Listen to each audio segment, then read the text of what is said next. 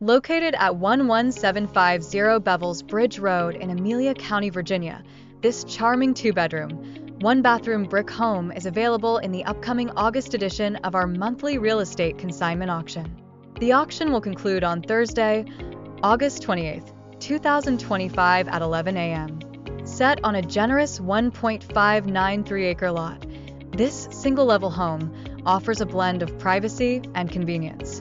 It is situated just a short drive from Amelia Courthouse and US-360, just east of the US Route 153 corridor. Inside, the home features an efficient floor plan that includes a living area, a kitchen equipped with an electric range and a stacked washer and dryer, and two bedrooms served by a central hall bath. Recent updates include newer flooring in parts of the home and a granite-look countertop in the kitchen. This property is ideal for investors seeking rental opportunities, first-time buyers looking for an affordable home, or anyone considering a manageable downsizing option.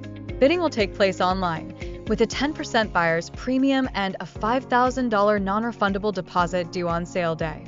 The remaining balance is due 45 days from the auction date. Contact us today for more information.